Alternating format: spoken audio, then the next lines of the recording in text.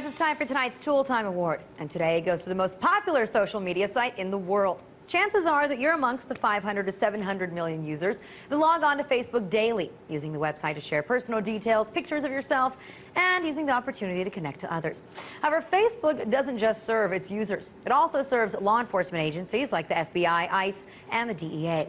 Police can create fake profiles to spy on a suspicious person using Facebook information and communications. And in fact, this tool is so popular amongst police that the social network has created a set of guidelines for cops to follow if they want to collect that information on Facebook users.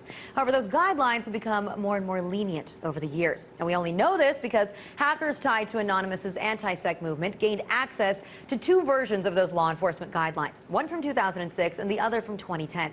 Let's just say that a lot has changed over the course of 4 years. Back in 2006, Facebook required a warrant or valid subpoena from cops before they'd release any sort of user data to authorities. Just 4 years later, the requirements are a warrant, subpoena, or legal document with equivalent authority issued through a local court system.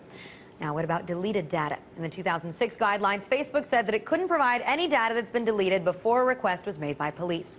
In the 2010 guidelines, there's a notice that says that the site will immediately disable all user accounts accused of illegal activity. But law enforcement can stop that process by temporarily requesting that the info not be disabled until a specific date. Otherwise, the guidelines don't state any information regarding deleted data. So ultimately, the police have the last say as long as they get their request to the company in time. And when it comes to retaining information, Facebook has also become a lot more generous to the police. In 2006, documents simply stated that the site generally retains logs for up to 30 days. But now, as Talking Points memo points out, they can give cops a user's IP logs, their IP address, Facebook username, and even how often that user has logged onto the site, and they no longer offer a deadline for when that information is available. So there have definitely been some changes to the social network's guidelines, all of which are conveniently kept from the users. That is, unless you go searching through Facebook's Help Center. And this is scary because law enforcement has come to rely on the information the public shares on social media sites, and Facebook is one of the easiest ways for them to get that. And Reuters has reported that since 2008, at least 24 warrants that we know of have been obtained by the feds specifically to search your Facebook profile using a neoprint or photo print with details like wild posts, links to videos or pics, and even declined friend requests.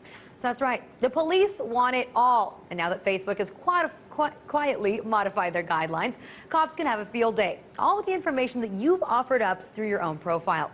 And frankly, the social network should have its focus on its users' best interest and protect their privacy, not just play sidekick to the lazy law enforcement who come to rely on social media rather than do their own investigating. So Facebook, for essentially selling out, quietly agreeing to work with the cops, you're tonight's Tool Time winner.